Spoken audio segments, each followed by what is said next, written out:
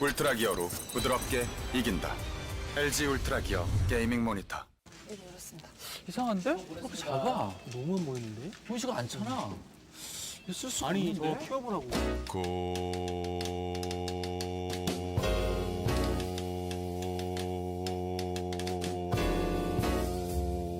성능을 17대 화면으로 언제 어디서나 더 크게 즐기다. WQXGA 초고화질의 17대 화면, 16대 10 최적의 화면비. 고성능 노트북의 새로운 기준. LG 울트라 기어.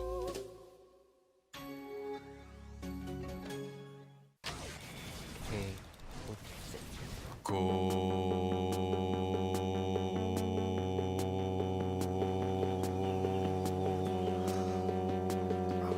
고성능을 언제 어디서나 가볍게 즐기다. 지포스 GTX 1650 그래픽 최신 인텔 10세대 프로세서 탑재. 고성능 노트북의 새로운 기준. LG 울트라 기어.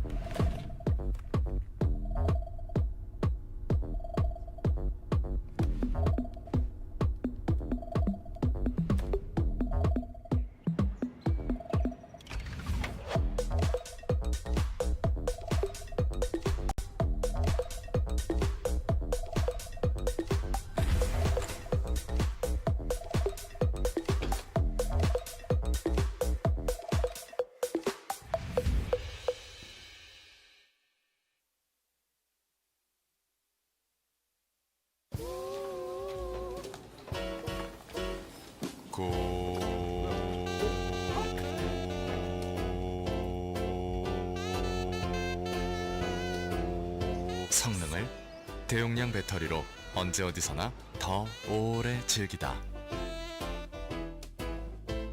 72Wh 대용량 배터리. 고성능 노트북의 새로운 기준. LG 울트라 기어. 듀얼 메모리, 듀얼 저장 장치. 고성능을 듀얼 업그레이드로 더 오랜 기간 즐기다.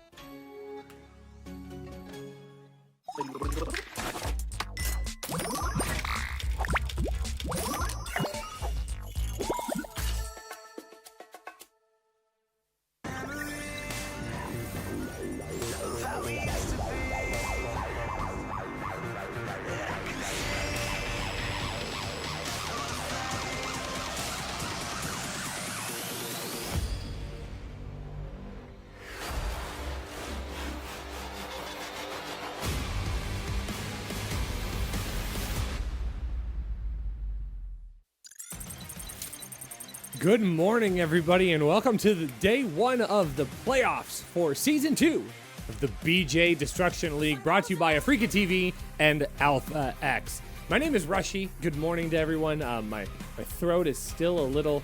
give me just a second here. Thank you so much. Just needed to get that cleared up. We are getting set and ready for a really fun opening day of our playoffs. This is day 6 in total of the BJ Destruction League Season 2, and of course it has been a wild one. So many outstanding games, so many outstanding series, putting us to today's match where we're going to be determining our second place team to go on and place against Big Brother Cure in our grand finals tomorrow. Of course, all of the teams that are playing today and tomorrow will be playing for cash prize money, so every game counts. Everything is on the line here as these teams try to position themselves to be in the top spot at the end of Season 2 of the BJ Destruction League. Of course, this all leads us into our exciting time going into the GSL Season 2. But of course, let's talk a little bit more about the format of this event. It's been teams of 3 competing against each other for the past 5 days. Each win brings them a little bit of prize money as they go through this tournament individually. Any MVP status or all kill statuses earn them a little bit extra. So every game, very important, lots to fight for. Here's the state of our 5 teams. It was Beef Rice Stew and SSB not quite making the playoffs here, showing some really good games. Team Why Are You Here in 3rd place, winning 2, losing 2. 3 Zerg winning 3 of their 4 games. And Big Brother Cure topping out with an undefeated team streak. Solar showing that he can commit 2 all kills. One of them a reverse sweep to secure his team the top victory prize. And there Solar sits perched up on top, a 7-1 win rate.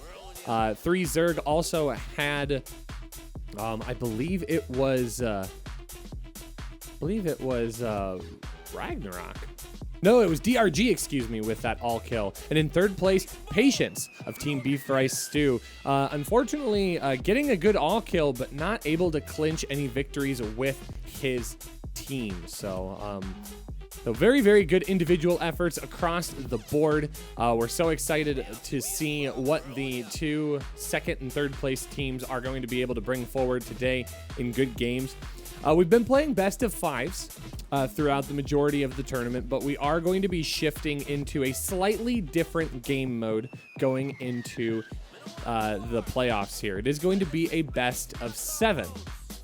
So here's a look at our playoffs and our finals. Of course, 3 Zerg and Team Why Are You Here going to be playing today in our best of 7. The winner of today's match is going to go on to the finals tomorrow to play Big Brother Cure in another best of 7 match that we'll discuss and talk about here in just a few minutes. But we're very, very excited.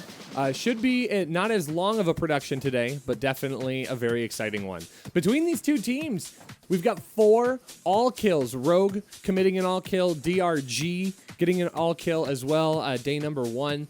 And Zest and Stats, of course, Zest starting the comeback here on day number 3. Team Why Are You Here actually down at the bottom of the bracket, and Zest with a reverse sweep helps get his team some momentum to get into this portion of the playoffs. Stats committing an all kill on day number 4 as well. So both teams showing that they've got a lot of power and potential, and I think both teams deserve the opportunity to go after the undefeated Big Brother Cure. But we're going to have to see what happens in today's matches. So, of course, this is a best of 7. We're still playing with teams that have 1 life apiece. But what we're going to add to today's event is a revive option. So at any point in the match, the team can go ahead and bring back one of their players that has lost a tournament life, and will be able to do that just once. So every single map, very important, very exciting to see who's going to be put up to face off against their opponents. Of course, once they use their revive, that will be the end of that. And it'll be the first of 4 wins. And it's going to go ahead and start right now. We're going to be jumping in to Death Aura for map number 1, spawning in the bottom right-hand corner for Team 3 Zerg. It's going to be our blue Zerg player, Ragnarok.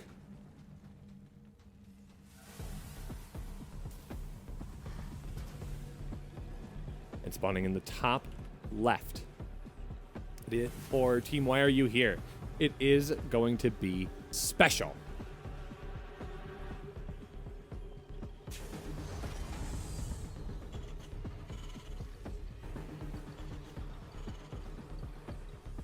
Oh gosh.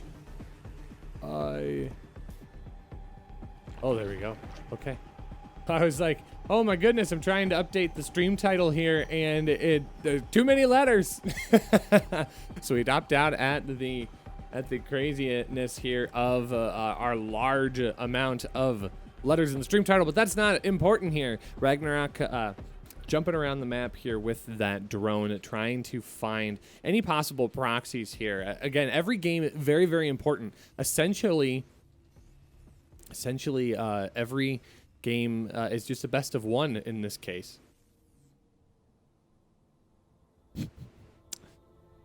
Oh, interesting discussion here. Actually, our players talking a little bit about the other match that's happening right now. We do have a very big GSL play-in match happening between Dark and Maru, and that is actually over on Twitch TV. So we will be seeing a good influx of viewers coming here probably in the next hour or so. So I'm very, very excited that you guys are here and joining us. Please do make sure to stick around. These are going to be very, very fun games here, especially between these two players. So Special not out proxying on the map. Ragnarok made sure to scout for that thoroughly, and we are going to have the Reaper coming across to confirm that this is just a basic standard opening. Good morning, Pungpilly. Very happy that you're here today. We are very, very excited here for the playoffs between 3Zerg and Team Why Are You Here?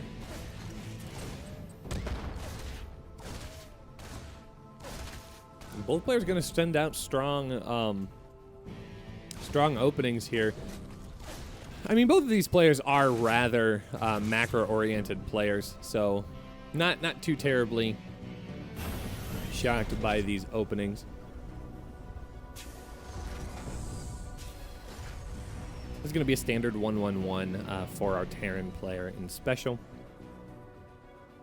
Special provides kind of an interesting perspective in the GSL scene. Of course, Special, originally from Mexico, has been in Korea for quite some time, playing in multiple pro scenes. Of course, getting a part of the Brood War scene initially before jumping into StarCraft 2. And Special kind of brings a nice blend of foreigner style play and Korean Terran style play. So it'll be interesting to see where he can go in this game if he can secure a win. I believe Special is actually still looking for his first win in the BJ Destruction League Season 2. And he's going to try and do it off of the heel of a battle cruiser opening. So battle cruiser going to be on the way for Special. Ragnarok is going to try and scout for this. Is going to get a Zergling up into the natural, but immediately going to get roasted with Hellion Flames. So this does kind of put Ragnarok on a little bit of a timer to get this discovered. He does have an Overlord to the south of the main base, but not anything that is wildly in position to get scouted. So unfortunately, not going to be able to connect there just yet. But I think at some point, I mean, as the Zerg player, you have to suspect that something is coming down the pipe when all you're seeing on the map is Hellions. There's lots of denied scouting going into the main base. So, of course, Ragnarok behind this is adding to his queen count. He is going to be getting those drones up in the supply. He's got 56 drones working right now.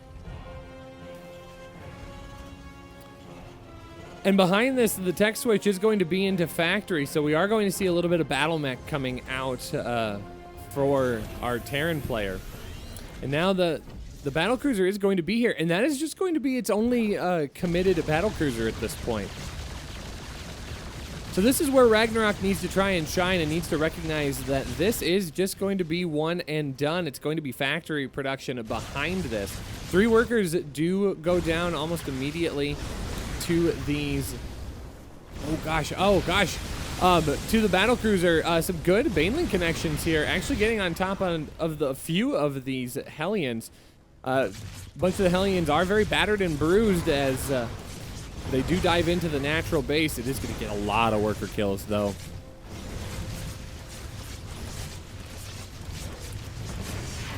And he's going to be able to clean this up for the cost of 11 drones. I mean, it's not insignificant. So does pick up 11 workers, is able to get a good amount of damage done there. Now that battlecruiser is going to swing back in for round number 2. It is very, very low. It is going to have to leap away here soon if it doesn't want to die on this side of the map. I think it is going to get out just in time. Just in time. So, going to leave walk away with 10 health. This is going to get 6 kills overall. So, Mutalisk going to be hitting the map here. The Spire is now complete. That will leap back home and probably get topped off and repaired so it can rejoin the fight a little bit later on. Now, Special does not know about the existence of this Spire just yet. But Special has already committed into this battle mech transition. So now he is going to see those Mutas. Mutas are going to be able to jump on top of these Hellions almost immediately, and the Hellions are going to be forced back.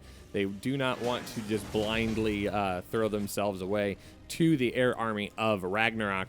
And Ragnarok starting with a pretty good choice here. I mean, Mutiling Bane, not a bad choice against Battle Mech. Going to double down into those upgrades as well. We see 1-1 on the way for his ground army. +1 flyer attack coming in as well. And now the addition of the Cyclones and the Liberators to this army will shift this into a full-on mech game for Special. Special in a good position here so far. Ragnarok is out to his 4th base. He has gotten that all secured down. 5th base going down on the way as well. And Special's got some good attack potential here. He does have a great army supply, 73 to 56. Ragnarok does have a nice sizable economy.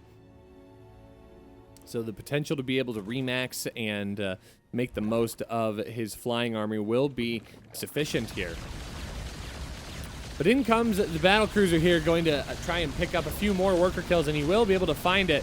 The Mutas are going to immediately start working on this battlecruiser, and it is going to have to leap away, but it does get 6 more worker kills. So topping off at 12 so far, just going to go back for another repair, and just get sent right back into the fight. I mean, Special making the absolute most of that mech unit here. So Ragnarok's going to top out his economy here at 92 workers. He's going to lose the barracks that is...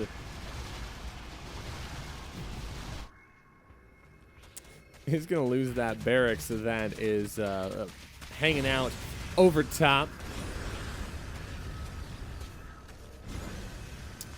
Doing a little bit of scouting, but that is going to get picked off. Got 17 Banelings on the way. Baneling speed just about to finish here as well, timing it out with that 1-1. So he will be able to engage on top of the Cyclone Hellion of the Battle Mech of Special's army. But right now, Ragnarok is in a bit of a pickle here. Special just about maxed out. Ragnarok is as well, but I would say that the army composition of Special is very, very confident against this Mutiling Bane of Ragnarok. So we're going to have to see. Ragnarok going to set up a double run-by here. Going to attack with Mutas on the left side of the map, which opens up the Lings on the top side, but a good mine positioning will soften the blow of the Zerglings. Black one. You're making me blush, my friend.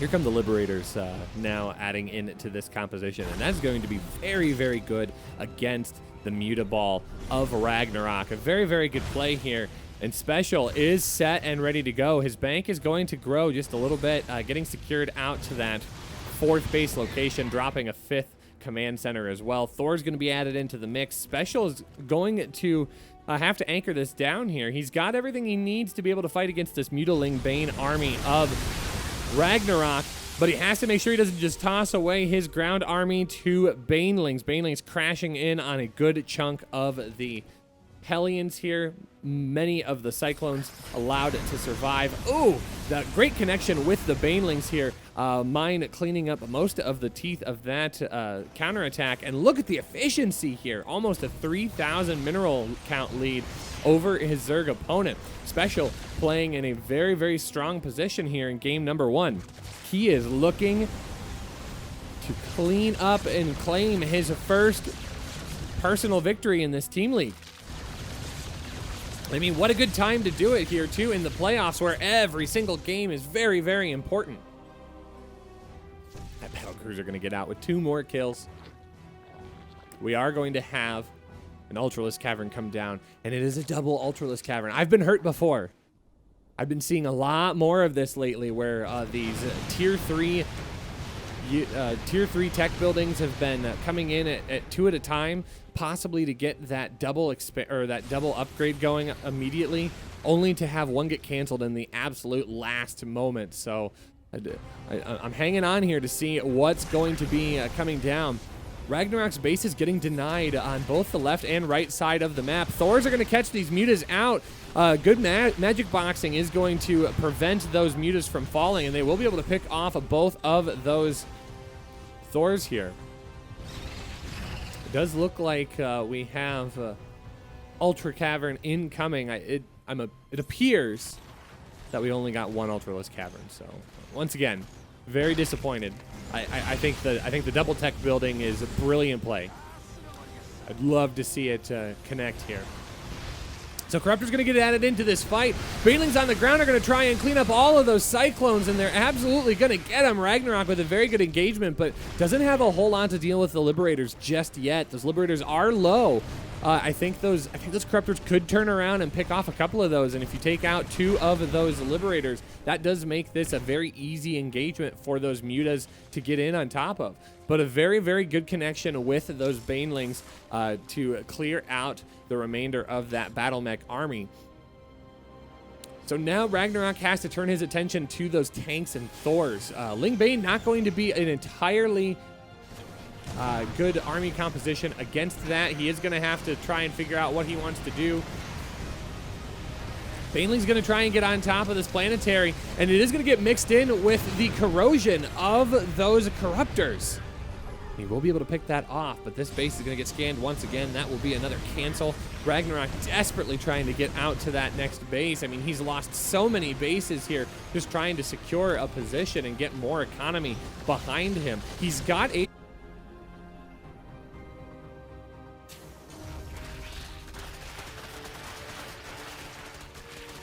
Okay, I'm sorry. I don't know what happened here. OBS just decided that it was going to take its union-mandated break here. So we are back. Thank you so much for sticking around with me.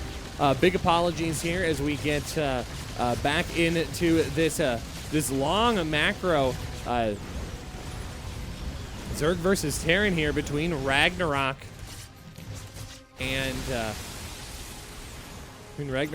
Special. Fortunately, we didn't miss anything too crazy. Both of these players just kind of duking out their economies. Ragnarok trying very, very desperately to get that base down. He's struggling so hard here. Planetary on the 9 o'clock position will be able to survive and continue moving forward.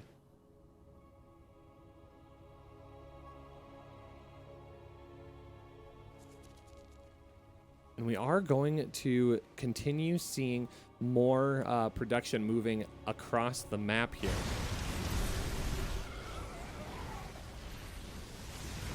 Queen's desperately trying to get positioning here. I mean, this has just been a great game of positioning for Special. Special denying so much expansion here on the left-hand side. These Ultras are going to help anchor this down and do get on top of the Battle Mech with some very, very good fungals by our Infestors of Ragnarok. And Special, who has done a very, very confident job here of being able to zone out his opponent, is on the verge of starting to slip here. Ragnarok getting a very good army count here, making the most of those Infestors.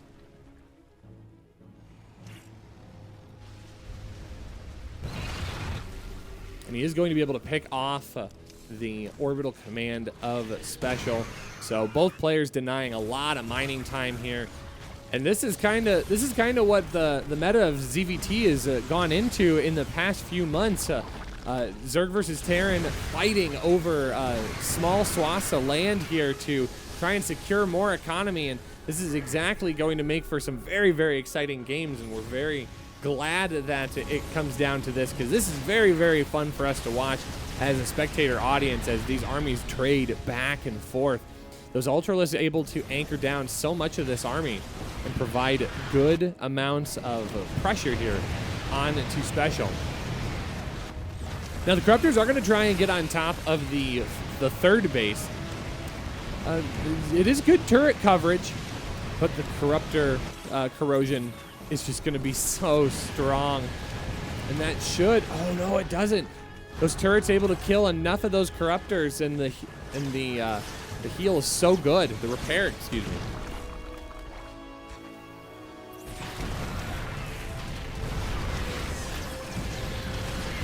This thing's getting a lot of value, raining down great damage on top of these Ultralists. Now, the Ultras do have to split up here and try and engage on the top of more of this mech force here. Special is starting to slip a little bit, but Ragnarok, I mean, not able to get too much further out as well. He's going to make a transition here into the Greater Spire. So we are going to see Broodlords coming very, very soon. Now, of course, Special is fully committed to the battle mech position here. Ragnarok finally able to take a base at the 3 o'clock position. And what was continued harassment back and forth has kind of stalemated, at least for a brief amount of time. Special going to try and clean up a little bit of creep. Ragnarok going to swing to the top side of the map to see what the potential positioning is of this incoming 1, 2, 3, 4, 5, 6th base. There's going to be an orbital command, or I guess just a plain old command center floating out. More than likely, we will see this come down as a planetary to help secure that position, give itself a little more armor as well.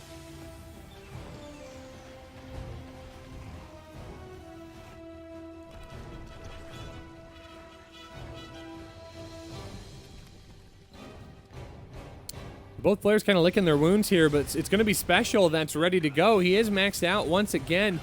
These Cyclones are so effective against the Ultralists, but those Fungals making it much easier for Ragnarok to get on top of this army here, and Special is going to have to respect that. He has to pull off a creep for a brief amount of time. Those Infestors are paying for themselves in droves. And here is the transition. It's going to be 7 Broodlords on the way, and Special's just going to get a glimpse of it if he took a peek at his Liberator count right before it got picked off. 3 more workers going down.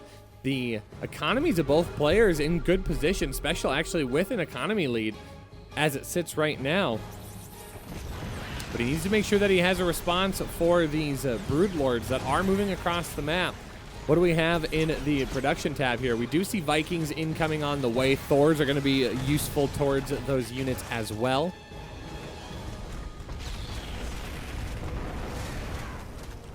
And now the push begins here. He's just going to have to evacuate that whole base. Yeah, this planetary is going to go down. Nothing here just yet to deal with it. Viper's going to be a good defensive piece to protect against any possible Liberator incoming. Vikings would not be as good of a defense against those. Oh, what clever play here. I don't think I've ever seen an Infestor Neural Parasite Oh, those Vipers just going to fly right into those Vikings. Those are very expensive units for Ragnarok to just toss away. It's a great pickup for Special.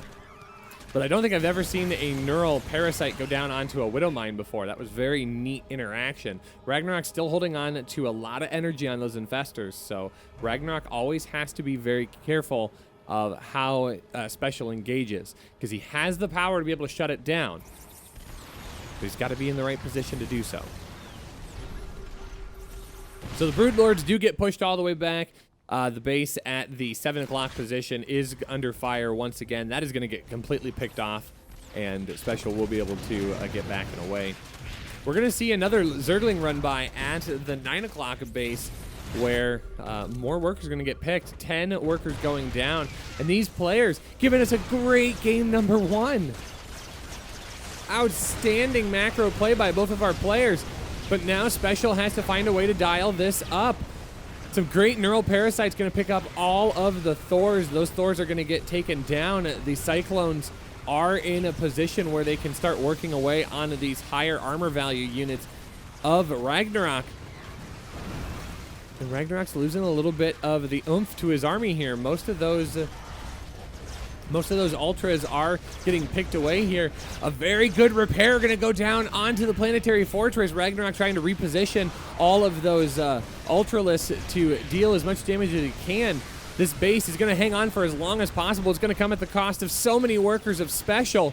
But look at that army count value, 101 to 76. Special has such a great position here, army-wise. He just needs to be able to close this out. And with the mineral count of Ragnarok slowly decreasing, I mean, this is starting to look like a possible good position here for Special. He just needs to hang on. Ooh, but a Ling wraparound on these Cyclones. The Hellions are not quite in position.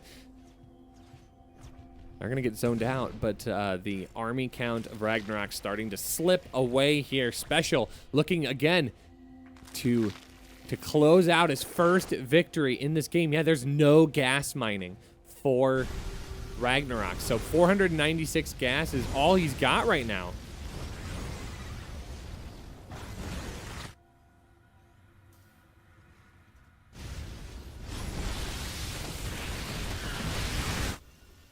So every gas unit very precious here for Ragnarok. And that's it. That's all the gas that he's got at this point. So for right now, it is Ragnarok working off of just minerals. So it's going to be Zerglings, Lings and Queens, which admittedly against an army composition like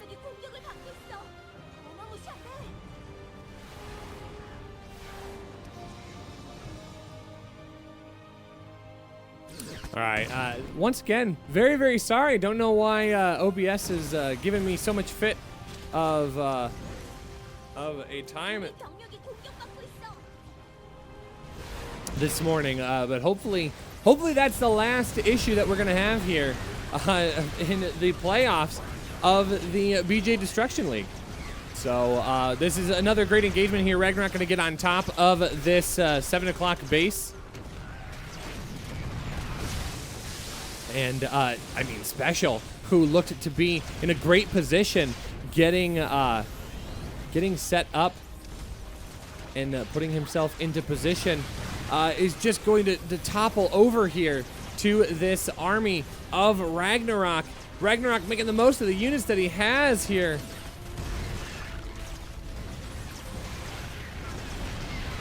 He did finally get his gas going back once again, and I think that was the key component of getting back into this game. Ragnarok does lose a good chunk of his army supply, though, so Special does even it out. He is very, very low on worker count. Oh, a couple of infestors here gonna sit and watch that orbital command. But the infestors making the most of the situation here for our blue Zerg. And now I believe Ragnarok is going to be able to outproduce his Terran opponent here. A good mine is going to connect on those Zerglings, but paints a lot of friendly fire damage. Every orbital command so precious here, and these orbital commands are dangerously low. One falling, a second one's going to possibly burn down here. If he does lose that, that is going to probably be the end of the game, and that is going to be it. GG is called. And Ragnarok, with a scrappy game number 1, comes in with a very, very clutch play. Thank you so much again for being so patient. I do apologize. I'm not sure what is going on this morning, but hopefully it is not a continuing issue. Looking to try and get this all settled and secured here as we do wrap up game number 1 here. So Special not going to find his first victory just yet in this team league. His team does have the potential to revive him if they want to, but we'll have to see as we move on. So Ragnarok going to go on to face the next player of Team Why Are You Here? So we have the opportunity to see either Zest or Stats. It is going to be ZVP next. We'll have to see who is going to be able to come in and take on Ragnarok. Again, this is a best of 7 today, so we followed a best of 5 format throughout the majority of this tournament, but now with our playoffs and finals, we're adding 1 revive for each team to use. They can bring back 1 player who's lost in their series to come back and try and win out for their team. But it's going to be the first of 4 wins. We'll be able to move on and play Big Brother Cure in our grand finals tomorrow, right here at play.africatv.com/alphaxsc2. So Ragnarok doing a nice job here. I think that is his 2nd win in the team league here. And I'm actually a little curious by that. No, that's his first. That is his first win. Rogue securing a win. Of course, day 1, Dong Regu securing his 3 wins. Oh no, Ragnarok did get a first win in day number 2. But we are going to move in to map number 2 here.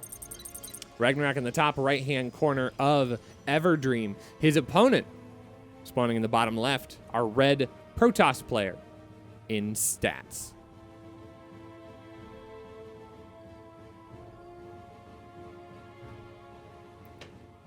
So Ragnarok going to be looking for win number 3 in the BJ Destruction League here.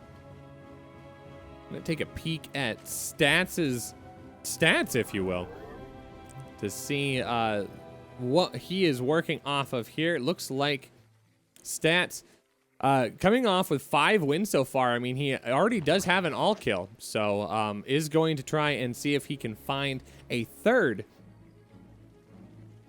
or a 6th win, rather, excuse me, in this team league. And he could do it off of some very, very aggressive play here.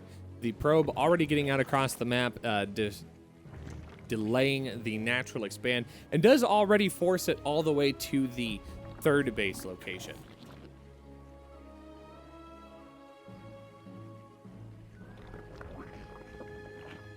So we've been seeing a lot of the Protoss players in this team league open up that way, trying to get across the map to create a little bit of opening chaos for their opponents. And so far it has been working. I'd say most of the games that we've seen, it does throw the Zerg players off just a little bit. But we've got multiple examples of like Rogue, for example, just making it work and able to rotate into a quick aggressive opener.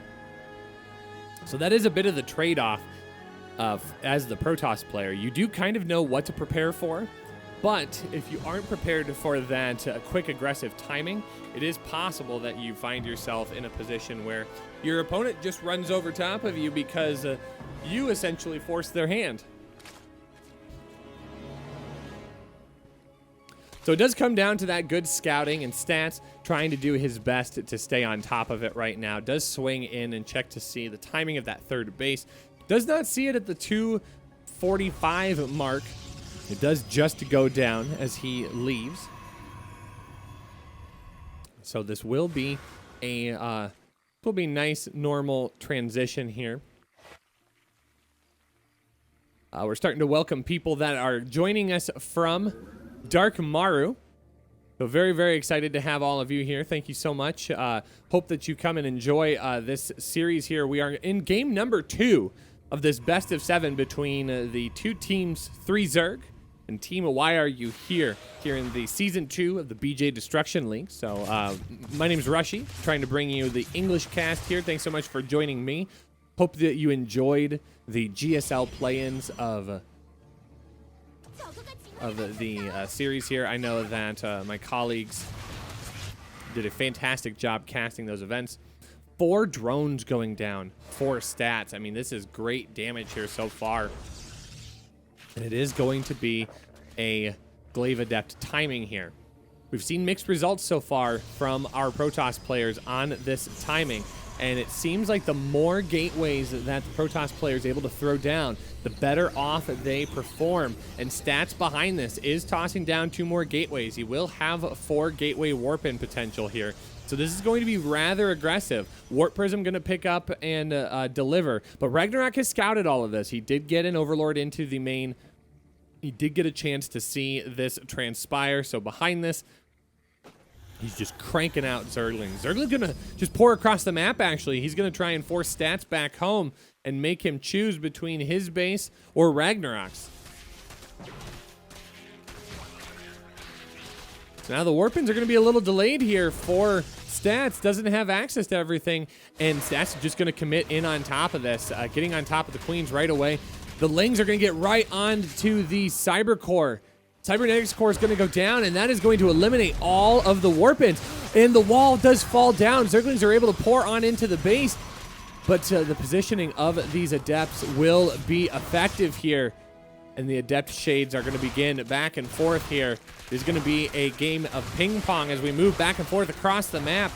Ragnarok trying his best to mitigate the damage here, and he is going to pick off all of these Adepts, so getting that Cybernetics Core absolutely crucial.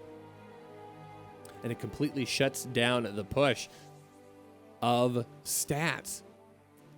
Slow Zealot's not going to do it here. It's not going to be as effective, so Stats is going to have to just fly back home, and Ragnarok's got to be breathing a sigh of relief here, as he is at least able to give himself a little bit of time. No third base just yet, and Ragnarok knows it, as he's got a scout on that third base. So Stats is not entirely all in, but he is going to play on the back foot here for the next few minutes while he tries to get his third base economy up. So now the Cybernetics Core is complete, but Ragnarok has had that opportunity to at least get his army back into position. He has plenty of Zerglings in production. He's got Zerglings on the field. And now with the ability to be able to zone everything out, he will be able to stay on top of this a little bit cleaner. Queen's going to be able to help with the defense against the Warp Prism, and that is going to get shoved all the way to the back corner here. Great Zergling surrounds on the Adepts will all but shut this aggression down, at least for this moment, allowing him to transition. So that lair coming up, going to get finished. And these Lings going to be able to zone these Adepts all the way back home. What a great hold by Ragnarok. Some outstanding, fantastic decision-making here in game number 2. Ragnarok showing that he deserves to be on the number 2 team here, making the most of this situation. So we do now see a transition coming into Stalkers. Blink is being researched right now. A Templar Archive going to get thrown down, so we're going to see Archons added into the mix, as well as High Templar. And this is going to be a great transition timing, as Roaches are now coming out onto the map for Ragnarok. 10 Roaches on the way, as well as that +1 missile attack and Roach speed. And those Queens going to get on top of the Warp Prism, and the Warp Prism going to fall. It is going to come at the cost of numerous Queens. So 3 Queens already going down, the other 3 going to get back and away. Ravagers are already here, and actually an unfortunate force field of Stats kind of chokes him up at the ramp just for a brief moment. Good shade up into the main, gets a scout on that tech to see just how many of those Roaches are incoming, and he does see more on the way. And we are going to see Psystorm added into the mix as well.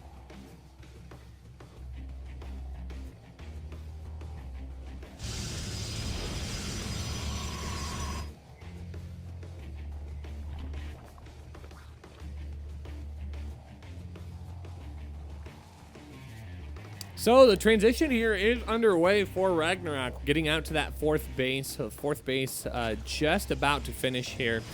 The army of Stats starting to position and posture just a little bit. Another Warp Prism is out on the field, so the mobility of this army is back and running. But a very good Overseer Scout is going to see the extra gateways being added on.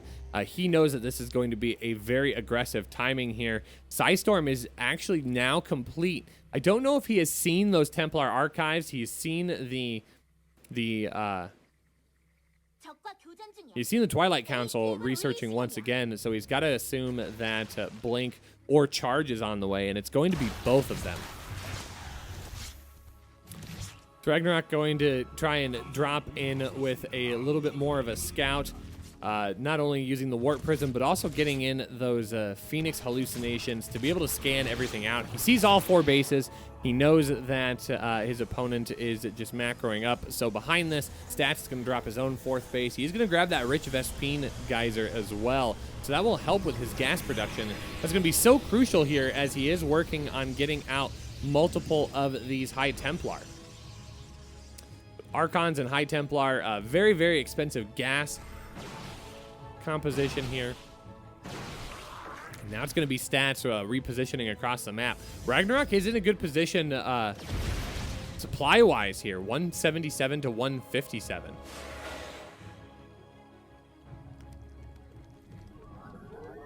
Shade's going to come forward and is going to see that army lying in wait. So that Shade's not going to be able to complete just yet. Ragnarok does have a Ling run by that is going to get a little bit more work done. And Stat's going to try harassing here with this Archon drop out of the Warp Prism. So we're going to see Stats trying to engage in 2 different locations. And while Ragnarok does have army supply, I don't know if he has enough to be able to engage in multiple locations. And he's actually going to get hit in almost 3 different spots here. Stats going to jump into the natural here with all sorts of Zealots and run-bys. The Archon's going to join that as well and pick off so many Overlords. Meanwhile, the Adepts on the bottom side going to pick off so many workers. 13 workers going down. The army of Ragnarok is getting choked up here, but Stats is also not trading super effectively as well. But here come a ton of storms going to coat a big chunk of this army. Ragnarok is going to trade as efficiently as he possibly can, and he is going to make out very, very well on this. He does lose a lot of workers, but hangs on to most of his army somehow, some way. And the Zergling's going to be able to clean everything up. Stats is going to have to run back to his base, kind of going, wait, how did that happen here? A very good engagement in multiple locations, but Ragnarok was able to jump on top of a lot of this. So Ragnarok able to just use his next larva cycle to get more of those drones back. He does hang on to a good chunk of army here. Does see the Warpins coming in as well, so he has the opportunity to be able to deflect this in the main.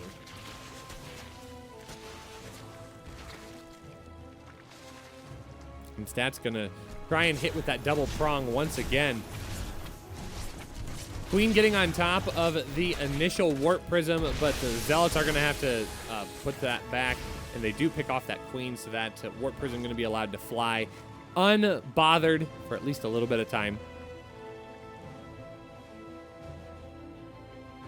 And now we see Stats trying to figure out how he wants to move forward here. He is just trying to remax his army out, getting more of those gateways to warp in. He is grabbing his High Templar count once again, getting those Archons back into the mix. He hung on to a decent amount of Immortals, so the super high gas unit he at least is able to retain. But he does need more of an anchor to this army, and that anchor just doesn't exist right now. The 5th base trying to come down for Stats, and I don't know if Ragnarok is going to be able to let him get that down, and that is going to get shut into place. Stats does not have a big answer to this army here. The positioning of those Archons is going to be so important, trying to zone out these Banelings, but it is going to be a great concave here. Storms going down on all sides. Very, very good connections by the Banelings on the top side. Stats positioning those Archons to soak up as much damage as humanly possible. But I don't know if it was enough. More Banelings come pouring on in to connect with those Zealots, their intended target. Zealots are able to get on top of the Roach Ravager, and there is enough here. Stats might have just done it. I think he's done a good job of mitigating the damage of those Banelings, and he absolutely has. These Zealots very, very low, though. So he's not going to be able to openly push. He has to wait a little bit longer and get a little bit more of his army put together before he can push. But he is going to split off to both the top and the bottom. And here's where the harassment's going to begin once again. All right, more Banelings being warped in here. More Archons being added to the mix. Zealots on the bottom side not going to be as effective, but this base is going to go under fire. This is going to get a lot of damage down. Stats has to be careful here on how he wants to engage this army.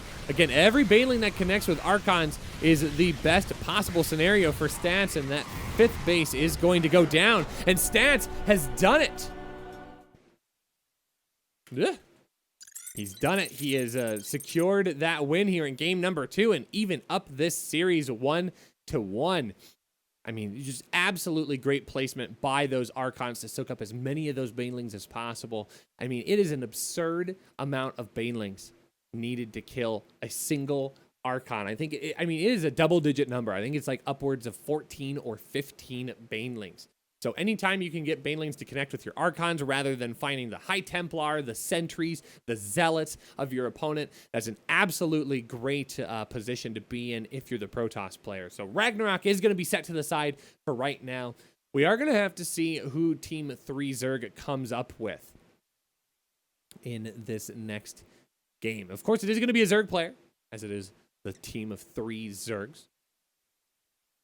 So we know that it is going to be another ZVP. We're just going to have to figure out who and where we're going to be going to for map number 3. Of course, we have some outstanding sponsors helping make these events possible here for us at Alpha X. Titan EX1, one of our most recent sponsors here in June. In fact, I think I saw a tweet go out from them just recently announcing their sponsorship with us. We're so grateful to be able to work with them. Of course, they're doing outstanding work in the world of AI and how to incorporate that into StarCraft 2. There's been a lot of work with AI in the StarCraft scene as of late, which has been really, really fantastic. So we're excited to see the kind of partnership that they can maintain with us here at Alpha X. And we're so glad that they're willing to support events like the BJ Destruction League and our Alpha Pro series. So thank you so much to Titan EX1 for all that they are doing for StarCraft 2 here in 2020. Thank you. I'm trying to finish up my coffee here. It is almost 6 a.m. for me here in the United States, so still working on getting up and excited here. Of course, our Korean production is in full swing here. You can see all of my great colleagues over at Freaked Up Studios doing a great job here. They've done such a nice job providing a great high-quality production, and I'm very glad that they are providing me with a clean feed so that way we can be a part of that excellent production value as well. So thank you for joining me for the English cast here. We are going to be getting ready for game number 3. We are going to see Stats going up against a new opponent here. We're just going to have to find out who is going to be in just a short amount of time. So thank you to those of you joining us from the GSL play-in. Very, very glad that you would take some time to join us this morning. We are going to get set and ready to go here as we jump on in to map number 3. Of course, Stats spawning in the top right-hand corner of Eternal Empire. And it's going to be Rogue of Team 3 Zerg up next to try and slay this Protoss opponent.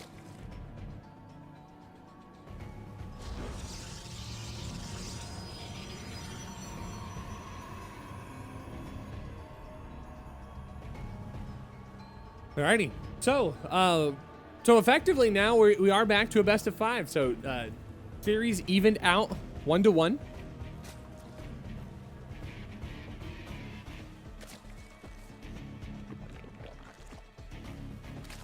We're gonna have to see where we tend to go here. So we've seen mixed results here of that Glaive Adept timing by our Protoss players. We've seen a large mix of players succeed and fail. Now, I feel like Rogue has a very, very good natural response to the early Glaive timing. I feel like he does a good job of scouting it. He knows how to effectively respond to it. And in a player of Stats where he does like to open very aggressively and play with a lot of micro potential, I think Rogue can safely expect that this will be coming. So we'll have to see how Rogue can deal with that here. Eternal Empire does have a lot of distance between the second and the third base, which does make it a little more difficult to defend as the Zerg player, but it's certainly not an impossible feat to conquer.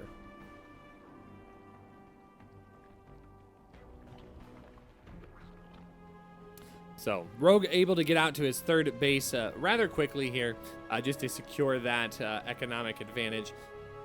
Stats is able to move into his tech of choice. He is warping in one adept. We'll have to see if he wants to go for that Twilight Council once again, and it is going to be a Twilight Council. More than likely, we are going to see that that Glaive Adept timing once again. But I'm actually not even so sure of that. We've seen Stats also toss down the Dark Shrine a time or two as well. And on this map, Dark Shrine could be very effective. So we are going to get a robotics facility for that Warp Prism as well. We're going to keep our eye on that production tab for Stats to see how he wants to progress this forward. Ooh, that Overlord already dangerously low. He's going to grab the Glaive Adept. So this is going to be another Glaive Adept timing for Stats. Again, I think Rogue does a nice job of defending against this. We'll have to see if he can hold onto it once again. But Stats doing what he knows works best. He is going to toss down a few more gates. In fact, he's going to pick up 4 more gates. It's going to be 5 gate pressure. I think Stats knows that he knows that the Korean Zerg is rather good against this, so he's going to try and toss a little extra at it. Make sure that it sticks and he gets the damage that he's looking for. Rogue getting up to a nice drone count here, already up to 43 workers. We'll be able to get that third base saturated rather quickly. But he does not have any explicit scouting of this information just yet. He is going to see the Warp Prism head out onto the map. And that Zergling at the Zelnaga Tower will confirm that that is moving on the way. He also has a Zergling spotting for that third base, and the lack of that third base move out should be a good indicator here that he's got some pressure on the way. His Rotorn is not quite done, though. It is only halfway completed, so he is going to have to zone this out for a brief amount of time. That is a lot of adepts here. That extra gate making all the difference here. It is going to provide increased damage over the course of this engagement here. Every warp-in is going to have just a little bit more than what he's used to seeing.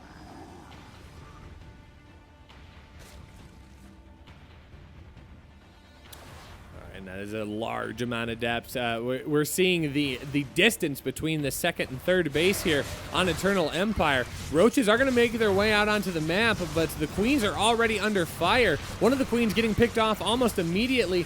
A very good wedge here against the Roach Warren is going to reduce the surface area that the Lings can use to get on top of these Adepts. Stats getting so much damage here, able to pick off some of these Roaches as they work their way over and trickle on in. And the Shade is going to be allowed to complete, and he is going to warp into the main base. That Warp Prism is starting to take hit point damage, but Queens continuing to get picked off left and right, drawing those Queens way out of position, so they cannot be used in the fight here. Spore Crawler is going to finally zone this back and away, but it is going to come off the heels of another big warp in the main. Workers starting to finally fall here for Rogue. Stats getting the damage that he's looking for here. 11 workers going down. More and more Adepts continue shading into the fight. Rogue hanging on to an army lead here. He is going to be able to zone this back. And that's going to be enough here. Stats doesn't feel like he's done the damage he needs. And GG is called. Rogue with a great hold, showing that he is not going to fall that easily to his opponent. Makes the most of that match.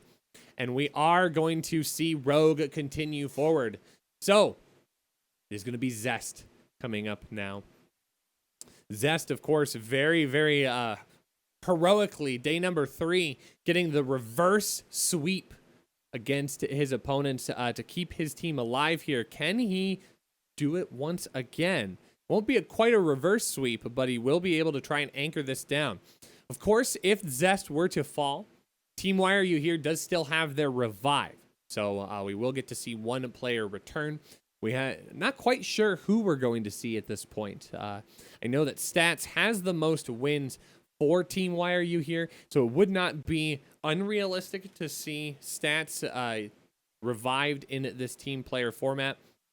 But both Zest and Special are both outstanding players as well, so again, would not be uncommon to see any one of those players added back into the mix here. As we're going to go to game number 4. Rogue's got the potential, though. I think he would be a very, very strong contender as we get set up and ready to go here for our next map. But it is going to be Zest versus Rogue here. Another ZVP. If we see Special revived, we will get another ZVT. But my guess is that it's probably going to be ZVP throughout the remainder here. Of course, these two players are our second and third place teams. We will be seeing our grand finals tomorrow. Big Brother Cure getting ready and waiting for the winner of this particular series. Is going to be Rogue in the top right-hand corner, and his opponent in the bottom left, playing for Brazier Edge Gaming.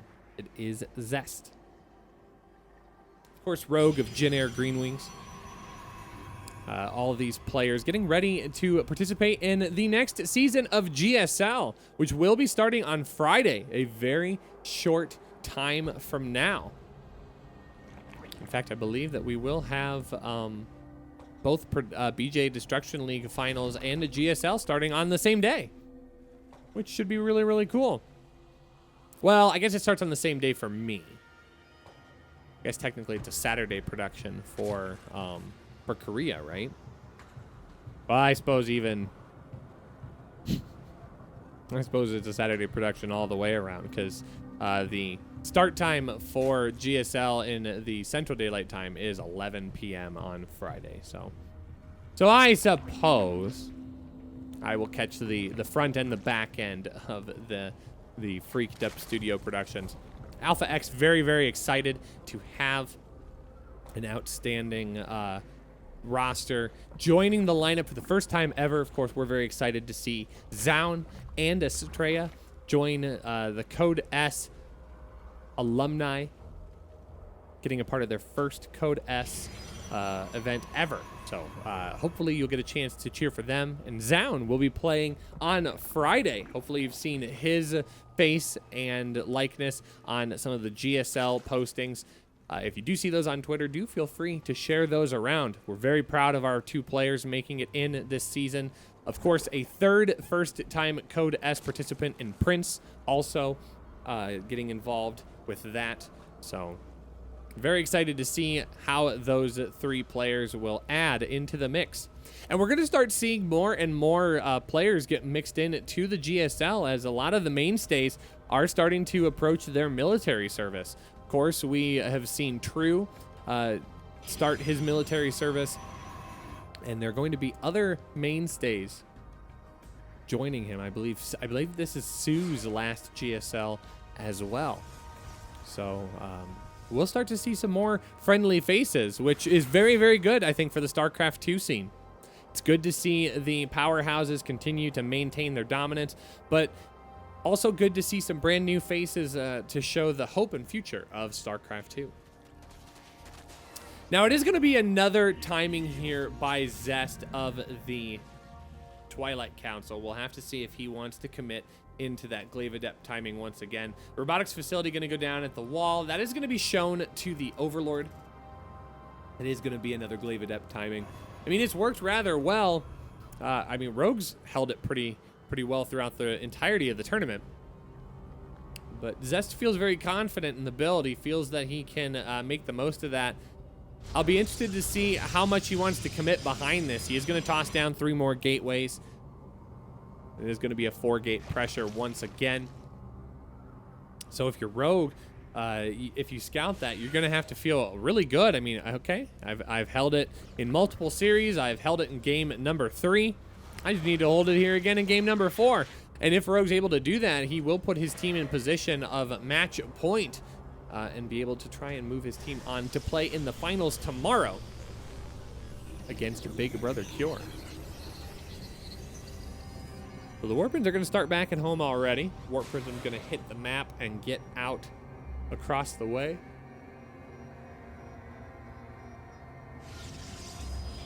And Rogue's already got his Roach Warren down. He's got Roaches in production. So he is going to be moving out across. I think this is just going to be a category. Just a category 5 hold here. It's usually the Zerg player trying to buy themselves as much time as possible for those Roaches to hit the field. And since Roaches are already out, this should just give Zest is like, all right, I can't overcommit to this. I have got to start transitioning. And immediately behind that, he tosses down more probes. He starts building Stalkers to help deal with that. And the Stalkers are actually going to be used offensively here to help deal some extra damage to these Roaches.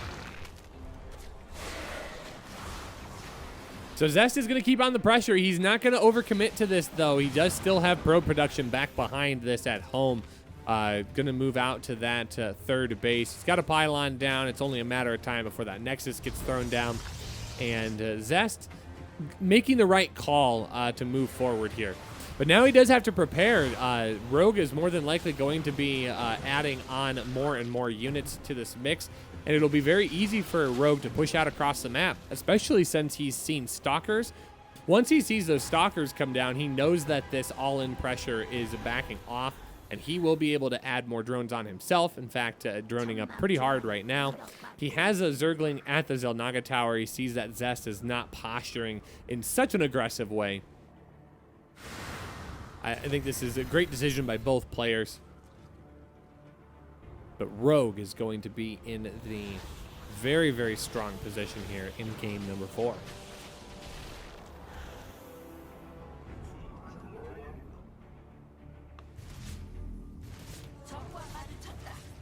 And the Queens are going to try and keep zoning out that Warp Prism. Warp Prism could be very, very annoying if it is allowed to warp in the main base. So Rogue going to do everything he can with the Queens to keep that pushed back at bay. It's going to delay the creep spread just a little bit, but Rogue's going to move out across the map. Zest is going to be prepared, though. He's got even army supply. He just needs to engage confidently and well here.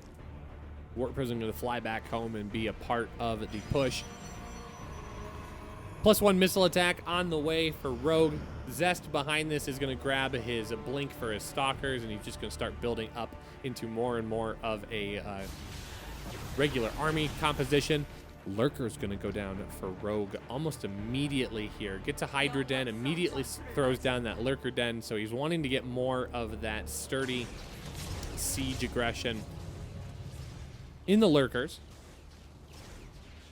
Now, is that hallucinated Phoenix going to be able to get over to see that Lurker Den? Not quite. A good zoning by Rogue pushes that up towards the natural, and Rogue actually hiding that Lurker Den in the third base.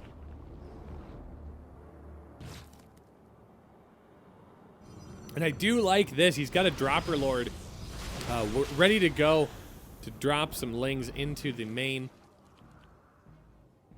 This isn't going to be scary damage, but this is going to pull Zest out of position. It is going to force him to produce more units in a position where he's not going to want to. Hydras are now shown on the map.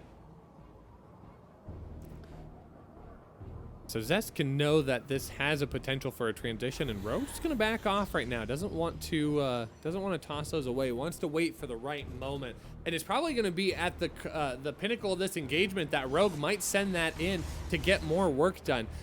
Photon Cannon going to go back in the main. Zest's going to try and prepare for this. The Lurkers are here and ready to go. No Observer with this army just yet, so those Lurkers will be able to anchor this down, at least for now. Psystorm on the way, and more and more of this large army force is going to start coming to fruition. We're going to start seeing Archons added in. We're going to see those High Templar incorporated as well. The Stalker's going to get on top of a big clump of Overlords here, picking off 2 for almost free. That will slow Rogue's production down just a little bit. And here comes that drop. Oh my gosh, imagine if that was a Baneling drop. I think that would have been super effective, but instead, it is just Zerglings that are going to get picked off by these Stalkers. That Overlord also going to get picked away as well, so that damage is mitigated. Zest's going to feel very, very confident to go out to his 4th base. He knows that his opponent's only on 4 bases as well. And these two players are playing rather evenly here in this game number 4. Now, Rogue does have a really nice creep spread, at least in between his bases. So he is able to rotate rather well, keeping a good eye on this army. And this is going to be a big Zergling run by trying to get on top of the 4th base, but that is going to be well defended. He's not going to be able to push that off and deal damage just yet. So not wanting to throw those Zerglings away, he is going to run those back. Those are going to engage in a different location, but I think Zest is just in a good position to protect against any one of his bases here that Rogue may try to run into. Rogue just continuing to buy himself more and more time, getting up those lurker upgrades, getting that +2 on the way, actually just even adding to his lurker count as well. The Zerglings are going to catch this Immortal out, and that's a really nice pickoff for maybe just a handful of Zerglings.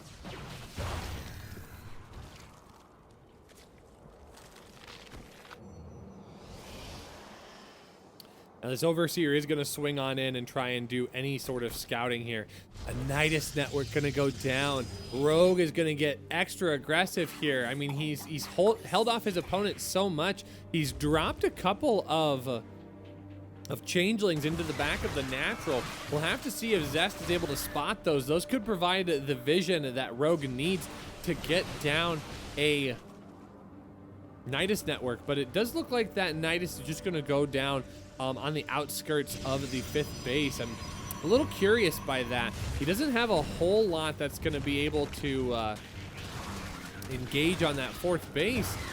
But, I mean, maybe he's just trying to draw a little bit of attention. And I think that's exactly what was going to happen here. Overseer trying to perch into the main base, but isn't able to connect with the units that it wanted. So now a little run by a Zealots here, going to get on top of this and see what Rogue is trying to accomplish. And that's going to force Zest into the 4th base expansion here. He knows the lurkers are out of position, or at bare minimum, there's less that he has to worry about. But a nice little pincer position here is going to catch this army kind of in a bit of a choke. He's not going to be able to sit there as those lurkers are going to be able to work in from both sides. A big battery overcharge at the 4th base going to help anchor down that protection there. And Rogue able to hold down his position, at least for now.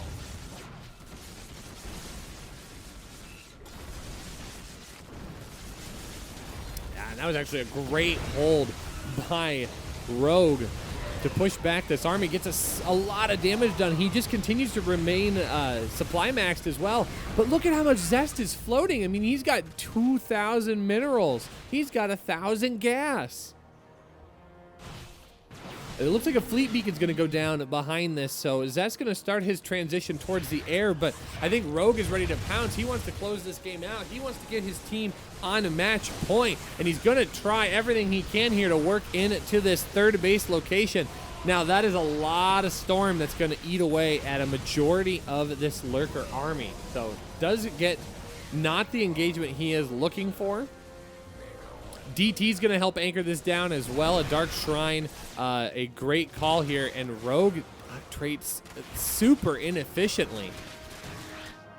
Rogue doing such a nice job of being very efficient with his units here in game number 4, but in the end, does not trade effectively and is going to have to go back and lick his wounds. Now, Zest has shown us what he was holding all of those resources for, and it was going to be carriers that Rogue has not scouted yet. He does not know that those Stargates are on the field. There has been no indication for Rogue that he's going to make that air transition. So behind this, he is just investing in more lurkers. And while the lurkers are good, the lurkers do not shoot up and will make it very difficult to engage on top of a largely air army. So 3 carriers already out, 3 more on the way. And once you get up to 6 carriers as the Protoss player, that gets to be a dangerous position to play from if you are the Zerg player. Zest looking to even this series out once again, and he's in position to do it. He's got to be able to hold off this army push of Rogue. More lurkers going to be added into this as well. Oh, a huge Zealot run by at the third base. There are no lurkers there, so that is going to get so much damage done. Spinecrawler is going to delay that damage for as long as possible, but there still just is not anything to deal with these Zealots. Hydras are going to get pulled back home to help mitigate this damage, but now it's going to be Zest that counter pushes across the map. He's got his carrier count. He's got what he needs. He has the units to anchor this down. So now Rogue is going to have to defend here. Going to have to try and block in multiple locations. Good Spore Crawler count will keep good vision on all of the DTs that are trying to counter harass around the side. Loses 4 workers here. Zest's going to try and move out to his 6th base. These Zerglings are going to stop that, at least for now. But it's going to be the carrier count that Rogue just does not have a good answer for yet. And he is working on getting the pathogen glands upgrade for his infestors. Infestors are a good call. It's a matter of whether or not it's going to come quick enough. Viper's going to yank 2 of those carriers. One of the carriers going to get picked off almost immediately. A second one will go down as well. But for that Viper energy, not connecting with the amount of units that he needed to, and these carriers are going to be able to continue owning the space here between the natural and the 4th base.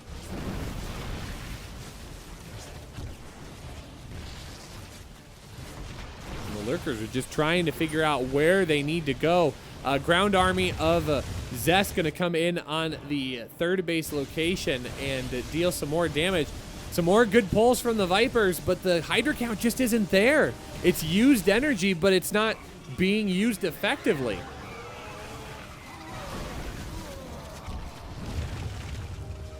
Rogue able to push this off at least for now, but it is a temporary win, as he does not have an adequate answer once again for those carriers. 2 more carriers being made. Oh, those queens getting pulled out of position off creep. Those are going to get picked off almost immediately. Another Nidus Worm going to come down on the bottom side of the map to pressure the 5th base of Zest, which is being populated as we speak.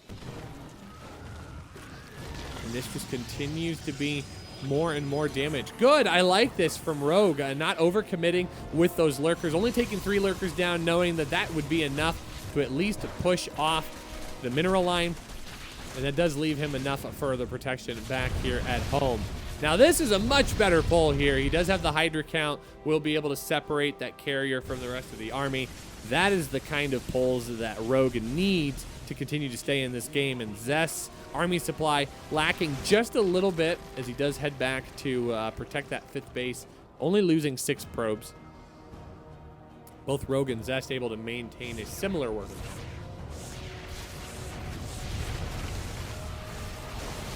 And here comes the ground army of Rogue once again. A good storm's gonna blanket chunks of the army.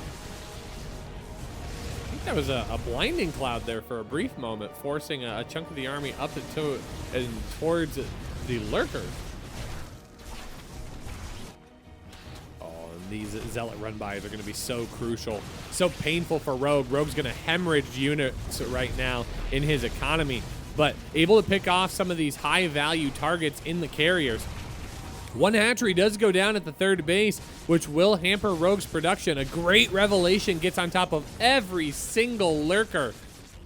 Oh, that will be scary damage to try and deal with. Some lurkers back at home trying to mitigate the damage done by these Zealots, and the 3rd base will get picked off for Zest. This is kind of a bad position for Zest here. Rogue slowly securing himself. He's able to wedge in between the natural and the 5th base location. He's just going to pick up and head back home. Zest knows that he's got the army to engage on top of this, but It's going to be a matter of engagements here. Oh, 2 more of those carriers going to get picked off. He needs those carriers. 1 is going to get back. But there goes yet another base for Zest, and Zest is in a bit of a bad situation here. He's lost 2 bases. The Nidus Worm will more than likely get picked off here, so that will be lessened aggression across the map. But Zest needs to find a way to end this, and he's got to end this soon. No 4th or 5th base being remade at this point. Zest is all in on this army composition. He's going to pick up more DTs. He's going to grab 3 more carriers, and I think he's just going to try and push across the map and see what he can get done. The army counts are rather close, 118 to 107. Rogue does not have a fantastic economy either. 45 probes lost in that previous engagement here.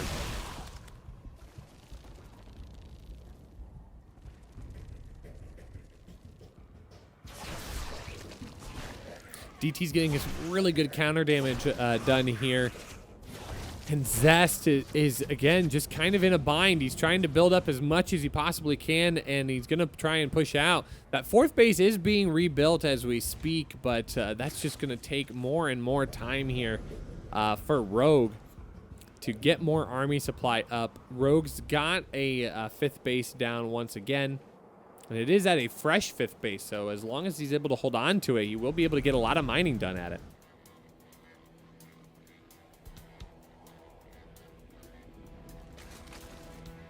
Just trying to reclaim that 4th base. Not a fresh base, so just trying to get mineral count back up and running. I think Zest, once he sees Rogue's at 5th base, that is going to trigger him into a bit of a more aggressive push here. Rogue a little bit out of position. Those lurkers not going to be able to engage the way he hopes. But we are going to see more carriers get pulled into the fray. 1 carrier is going to get double pulled. That will get picked off. Will it? Oh, absolutely. I was like, it has to get picked off. He's not going to double pull that and not engage on top of it. This is a great positional hold for Zest. Zest getting the damage that he needs here. These lurkers completely out of position. All of the High Templar able to zone this out. So many storms. Zest with a great kill on this base. Absolutely what he needed. And he's going to get a nice little run by at the natural. Now Rogue is in a tough position. Rogue has no bank. He has absolutely no bank.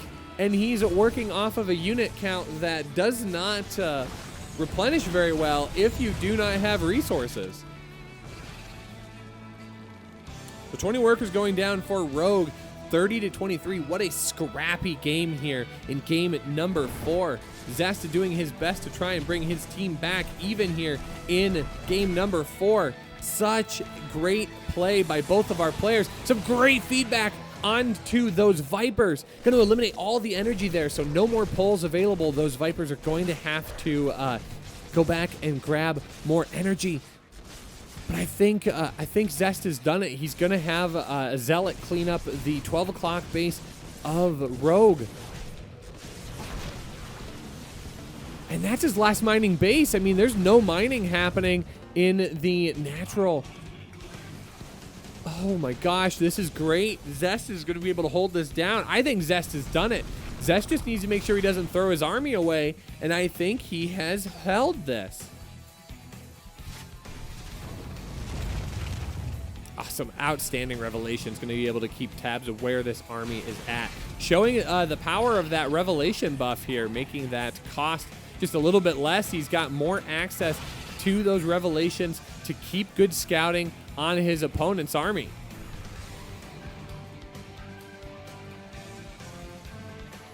And now we are going to see Rogue move out.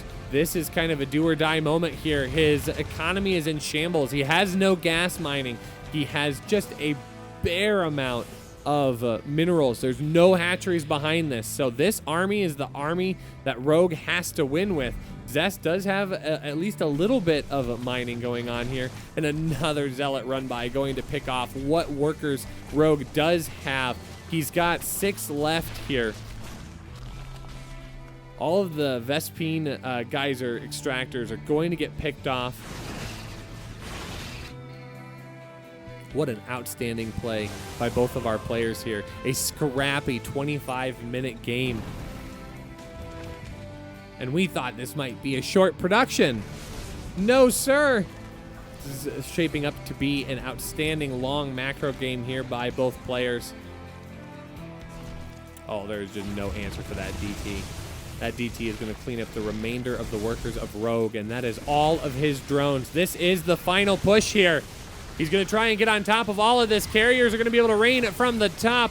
The Archons in the front, soaking up so much damage here, and GG is called, and Zest, with an outstanding hold here, puts himself in position, evens it back up once again, and it's going to come down to Dong Ray Gu versus Zest here. The last lives of each opponent. We haven't used any revives just yet, but we are going to have to see where we head here in game number 5. Outstanding play. Very, very exciting for both of our teams. We're so glad that we are getting the outstanding games in this best of 7 series. We're going to be going to game number 5 here very, very soon. Of course, want to take an opportunity to shout out another one of our sponsors in Manscaped. Manscaped providing some great services and support for Alpha X in June of 2020. Of course, Father's Day is just right around the corner, and Manscaped has a wide array of products and services for the man in your life, whether it is grooming products or shampoo or body wash. You can get that special someone exactly what they're looking for this Father's Day. Use the code Matcherino at checkout to receive 20% off your purchase when you purchase from Manscaped's online website. So thank you so much for supporting them, and thank you to Manscaped for supporting Alpha X here and StarCraft 2 Esports as we get ready to go for our, my overlay. There we go. We are getting set and ready to go for game number 5. We'll have to see what map we're headed to, but it is going to be Zest versus Dong Ray Gu. We haven't seen much of Dong Ray Gu since his run at the very beginning of the BJ Destruction League. So it will be interesting to see what he can do here in game number 5. Spawning in the bottom left of Pillars of Gold, it is our Zerg player Dong Ray Gu. And in the top, his opponent in Zest. In fact, Dong Ray Gu has a pretty good win rate here. Of course, he gets that 3-0 all kill over this very team of Why Are You Here in day number 1. And then we only see him one other time. On day number 3, he does lose to Big Brother Cure. So this is only the 5th game in an entire week of StarCraft that we have seen Dong Ray Gu. So we'll have to take a close look at what his playstyle is going to be here in this series. Now, Zest is able to get across the map very, very quickly. Something I did not mention in map number 4 here, Zest getting out very, very quickly on Ice and Chrome, but Rogue actually goes out at the 14-15 drone count to drop that natural on time. DRG not going for that, is just going to opt to get out to that 3rd base expansion, just trying to make the most of the situation.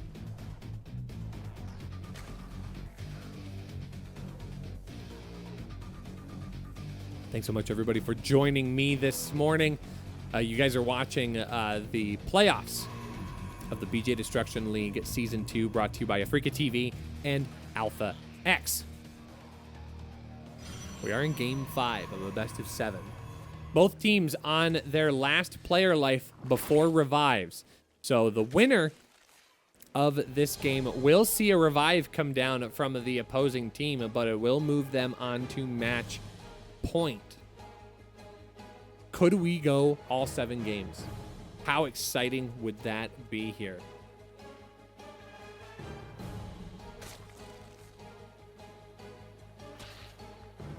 Of course, lots of great StarCraft 2 action going on right now in the scene. We've talked about GSL Season 2 starting up this Saturday, but we also have our first circuit event going down in the DreamHack Summer Invitational.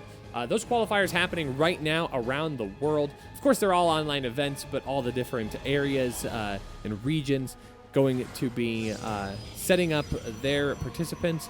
The second wave of the North American qualifier is going to be happening later today. It's going to be on twitch.tv on a lot of different services. So feel free to check out Liquipedia if you want to catch more of that StarCraft 2 action. But lots of professional StarCraft going to be happening here in the next couple of weeks. So lots to look forward to. Make sure to keep your eyes glued for all that great content. Of course, I'd be remiss to not talk about the great content being brought to you by Alpha X, not only in the BJ Destruction League English cast, but also in our Alpha Pro series. We have our team league going full swing as well, the Alpha Team League. That's happening every Sunday. So please do consider checking out all of the different options. There's so many great choices available in the StarCraft 2 scene right now, and we encourage you to check out and consume as much of it as your heart desires. So thank you for supporting StarCraft 2 in 2020. As we do get into this game, it is going to be another Twilight Council timing here for Zest. We haven't quite seen what Dongregu is able to handle here in this type of aggression. But the Overlord is going to be in the main, going to get some good scouting down. Zergling's already on Zest's side of the map to put down a little bit of damage. The Stalker is going to get low, but it's not going to get dangerously low, so the wall will hold, at least for right now. And we are going to see Zest get out across the map. He does have 4 gateways that will be able to be used in this fight. A Roach Warren already incoming.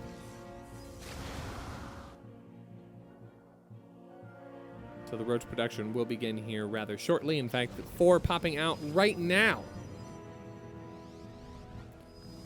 Some very good creep spread here by Dongregu, being able to hold down a large chunk of the surface area here. Oh, but those Adepts actually going to find a really nice home here at the main ramp. We'll be able to try and zone out some of the army of Dongregu.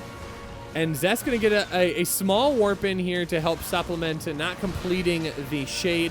Going to clean up more and more of these Zerglings. Once the Queens get brought to the fight, these Adepts more than likely will shade away. They don't want to toss away all of their health.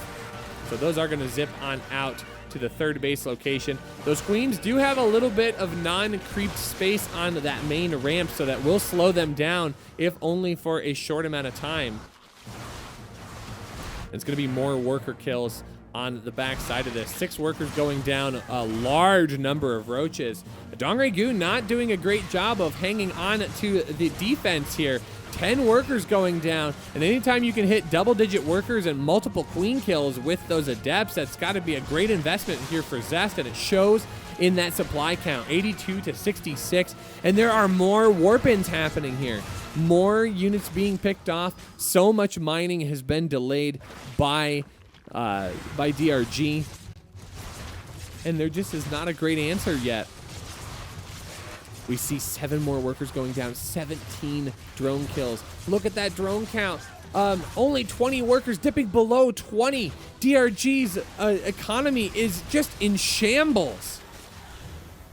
Zest doing an outstanding job here. Look at that drone count, 22 drones in total. And that is devastating damage for DRG. Zest feeling very confident, able to take out that third base. He does drop a couple more gateways here. He may keep this pressure on at least a little bit here, but I mean, he's gotten the damage he needs. He can get away with this Warp Prism and not worry about a thing.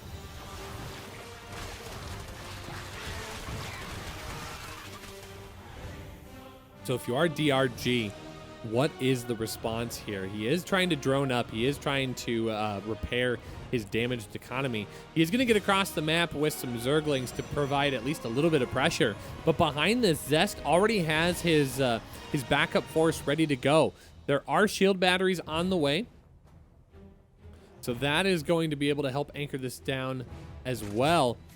And Zest is just going to fly in with more Adepts. He's going to delay the mining here at the main even further and continue to get more economic damage done to his opponent.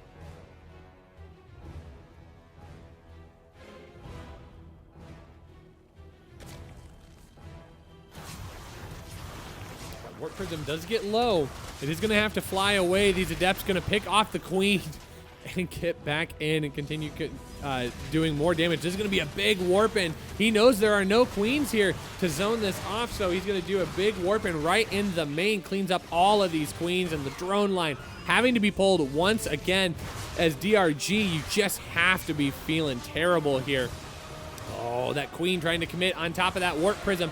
And the Adept's going to take full advantage of that as that Queen does go down. And that's more production stinted, more drone kills. 5 more drones going down, eliminating some of the push potential of DRG as his production just continues to be in shambles.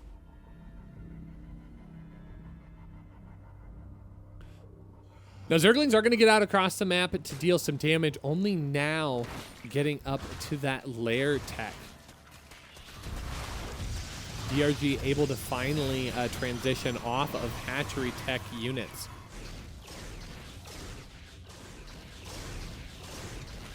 Some hallucinated Phoenix going to try and force a response out of his Zerg opponent. DRG now does get a sizable drone count lead. He is getting up 55 to 46, but it's going to be the army of Zest coming across that's very sophisticated, should be able to get on top of a majority of DRG's main here. And yeah, he's just going to wedge himself in. Yeah, GG is called, and Zest with a great game here, showing why Zest is best. And that is going to be all of Team 3 Zerg taken down. So we are going to have to see who they decide to revive to go up against Zest. But right now, Zest has killed 2 of his opponents. I mean, he's taken down Rogue, he's taken down Dong Regu. The question is going to be whether or not Ragnarok is going to be tossed out to potentially give Zest another all-kill situation. But we are going to have to see who they decide to send out. Either way, Zest is in a powerful position here to bring his team to a match point. Again, I cannot stress enough. 3 days ago, this team of Why Are You Here was on the brink of elimination. And it was on the back of Zest that this team was able to rise and place themselves into the playoffs. And they are now 1 game away from moving on to the grand finals against Big Brother Cure. I'm so excited to see what happens here.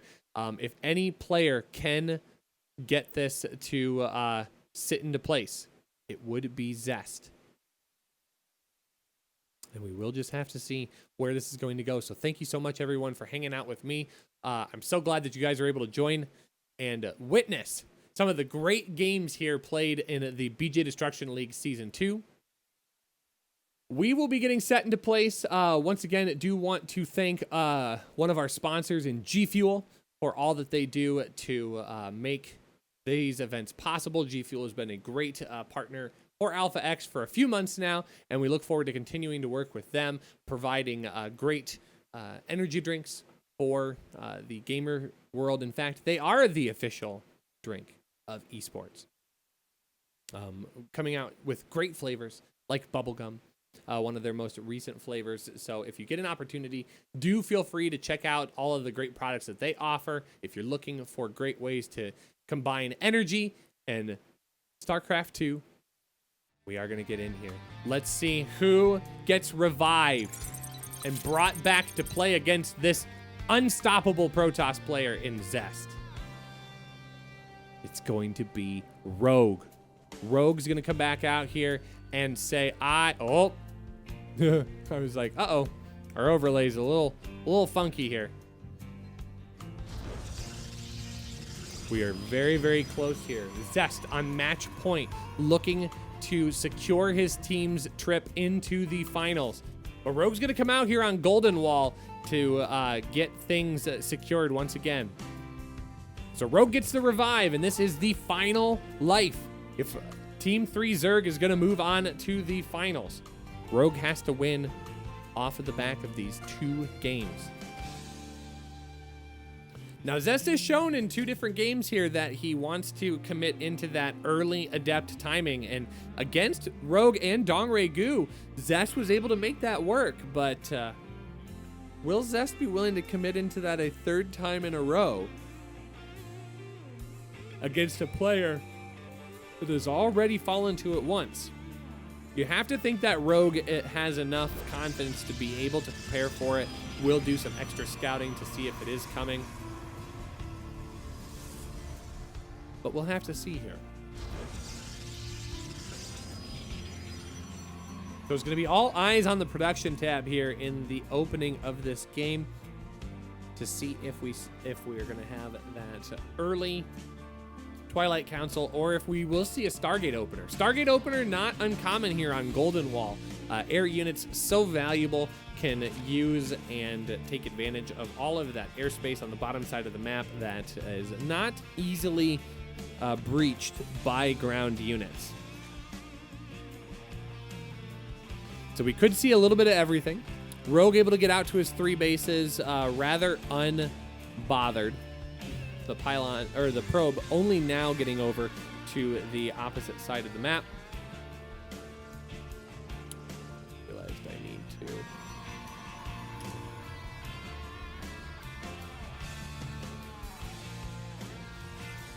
get that all the way up. So now we are fully updated. And it is going to be Stargate play. So Zest's going to mix it up here in game number 6. Trying to keep his opponent on his toes. Now, there's going to be a stalker that comes out to help drive this Overlord away. But more than likely, we are going to see... We're going to see an Oracle come out.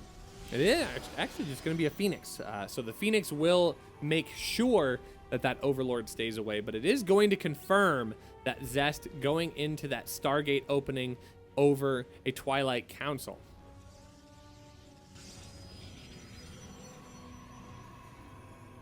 So what that means for our Zerg player, we will have to see.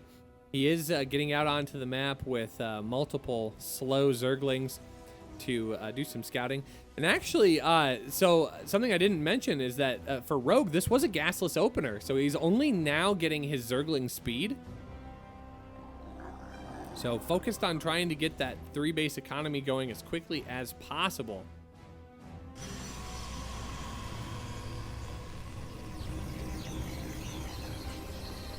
And the Phoenix hitting the map, but not showing itself. There are already 3 Phoenix out. Very, very interesting here. I almost wonder if the timing of the 3 bases here for Rogue would have been very vulnerable to a Glaive Adept timing. But 4 Phoenix going to be equally as strong here. There is a 5th on the way. There is a little bit of anti-air that will be coming out, and now the Phoenix are going to show themselves. Going to clean up the Overlords here in the main and the natural. But this is now where the fight's going to begin. Phoenix going to slowly get worked on by the Queens. Some good micro going to pivot those back and forth, eliminating some of the gas miners of Rogue. And now the supply is going to dip a little bit as these Overlords do get picked off. Not only going to reduce some of the supply of Rogue, but also going to reduce his vision. Zergling speed now officially done. Going to move across the map and engage on top of Zest's army, who is working on securing that 3rd base. Rogue checking out that gold base location. Not uncommon to see players go out to that gold expansion, and it looks like with Rogue's creep, Rogue wanting to possibly secure one of those gold bases. Would aid in his production greatly. So now Zest's going to engage on top of this third base here. Plenty of queens and a spore crawler will be able to drive that off. 2 more workers going down. Twilight Council and a robotics facility going to throw down behind this. Would not be surprised to see charge go down, and that's exactly what is going to happen here. This more than likely is going to be a largely Mutaling Bane army. As I said, air units very, very common and preferred on Golden Wall to anchor down and fully utilize all the airspace available on this map. So having charge to be able to engage on top of that largely Zergling Baneling ground army will be helpful. But it is going to be roach speed behind this. I mean, charge not going to be bad for engaging on top of roaches as well. 13 drones going down so far. Zest just picking away at Rogue, not allowing his economy to spiral out of control. And what I find interesting is that it's mostly gas workers that these Phoenix are able to get on top of. So Rogue having to constantly babysit that, keep an eye on those miners. One Phoenix does finally go down. Oh, good little Zergling run by at the third base. Going to try and get on top of some workers. No infestation pit spotted just yet. It's going to be swarm hosts. Rogue going to get extra interesting here as a Nidus worm is on the way.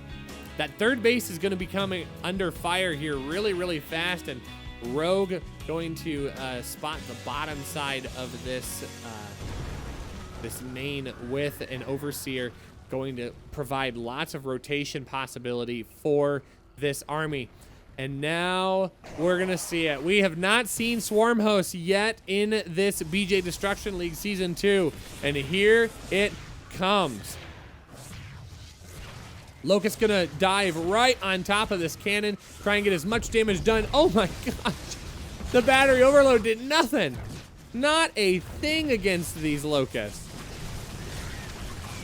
So that could be very interesting to see here as time goes by. But Zest is going to just jump right on top of Rogue's base, but he just does not have as much as he needs to deal with this. He is going to deal a lot of damage into the main, though. These swarm hosts consume a lot of supply that, for large amounts of time, just are not effective because they're waiting for locusts.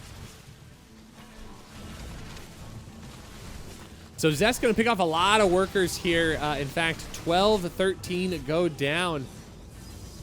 Zest's going to continue to warp in these charge zealots all across the map. The lair is under fire.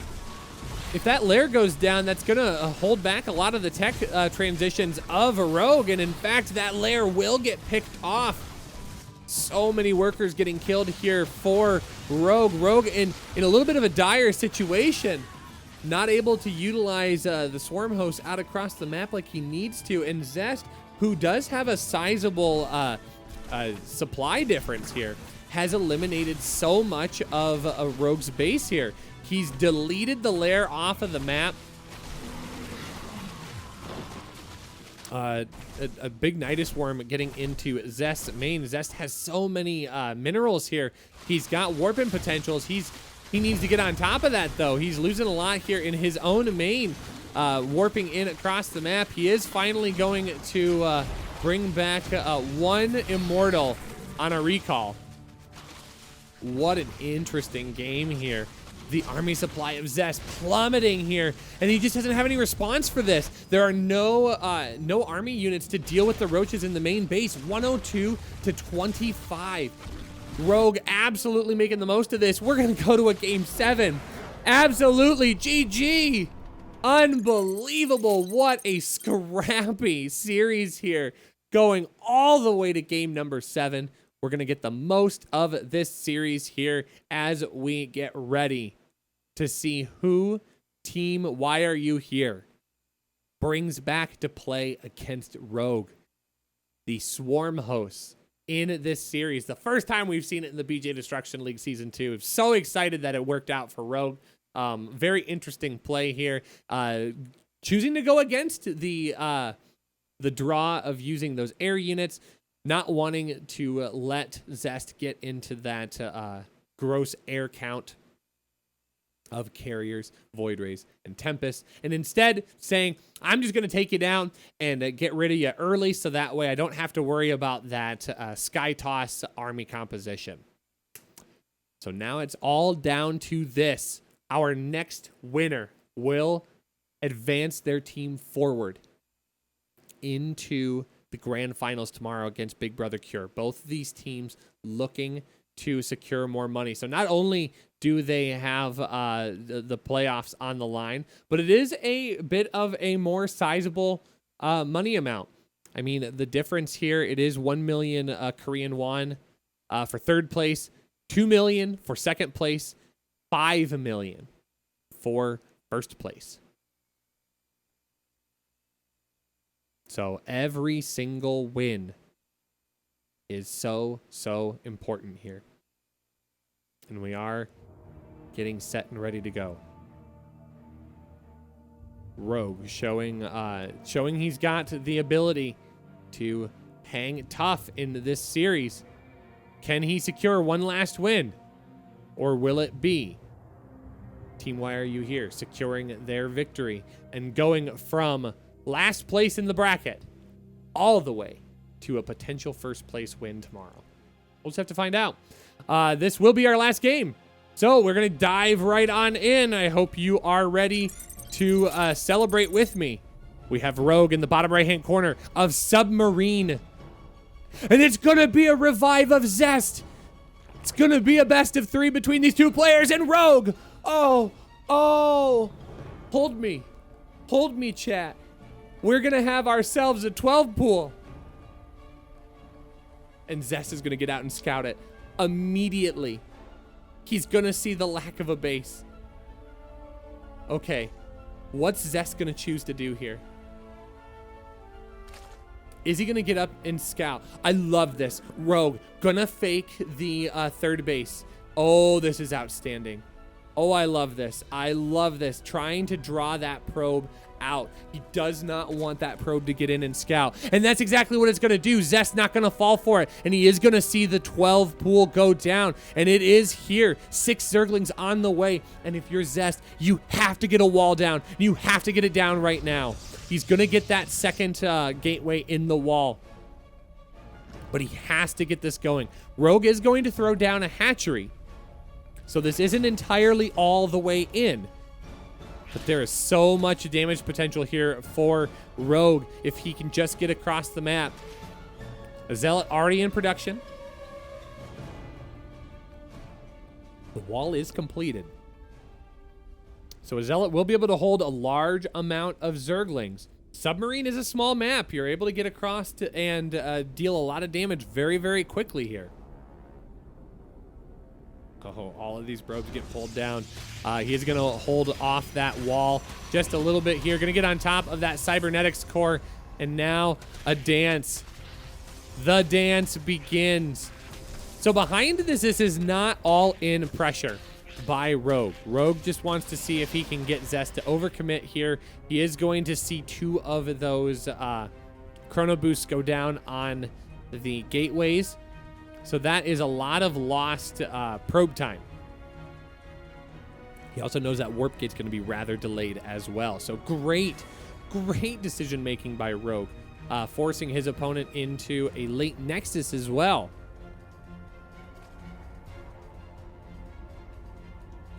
But there is no gas behind this. This is an entirely gasless opener. Rogue still does not have any gas to speak of at this point, so he has to find a way to be able to hold off these 2 Adepts. These 2 Adepts could be very deadly.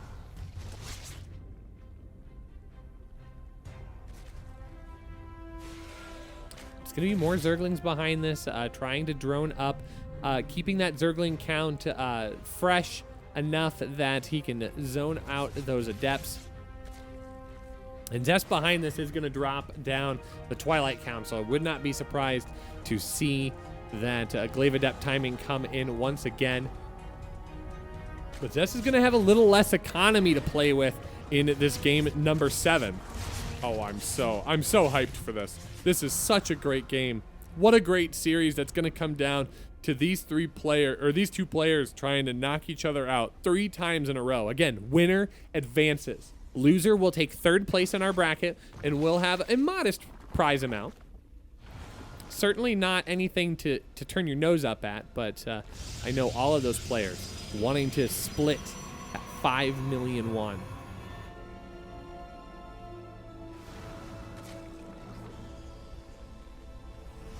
And we do see Glaive Adepts coming here. It is only going to be 2 more gateways, so it's only going to be 3 gate pressure. Rogue able to take 3 of his gases here to get that Roach production underway. And the Roach Warren is down. Overlord Scout is going to get in here and see what he confirms. And it is going to be that Glaive Adept timing. I think a lot of Zest's hopes here lie in his ability to get damage done in this series. He's also going to see only 2 gateways. And here's the Dark Shrine. Here is what has killed previous Zerg players. Oh, this Overlord's going to get picked off as well, I think. Yeah, absolutely. I mean, that Stalker just going to wander on out. Like, yeah, there's no way that doesn't get damage. Absolutely. So Zest has a pull behind here. He does still need to get a lot of damage down. Now, what does Rogue have in this wall? He does have a Spine Crawler. Lair is on the way, so he will have access to Overseers as well. So this will not be... this will not be a really bad position for him to play from. But the full wall off it does take a lot of the teeth out of this push. So now only 2 bases. So this is good for Zest. Rogue is not on 3 bases. He knows his that Rogue's economy is not going to be able to just skyrocket. But it does delay a lot of this push. So will Zest be able to make the most of these DT Warpins? He is going to get 2 of them. Does not appear to be any detection right now. No Overseers on the map. No Spore Crawlers. The Adepts, are they going to allow to be shade in? Absolutely they will. But here is where the major damage is going to come in. That Warp Prism going to try and get on top. And the DTs are present here. 1 Overseer being warped in at this time, but there's going to be so much damage dealt on the back side of this. So many larvae going to get picked off here. 5 workers goes down. And that's not the damage that Zest was looking for. Rogue holding that beautifully. Look at that army difference, 45 to 16. I still stand by my statement, though. I think that Zest needed to win off of this push here. Otherwise, Rogue was going to start getting out of control here. +1 roaches. And actually, it's going to be 1/1 roaches, in fact. These two Archons going to get a fair amount of damage done.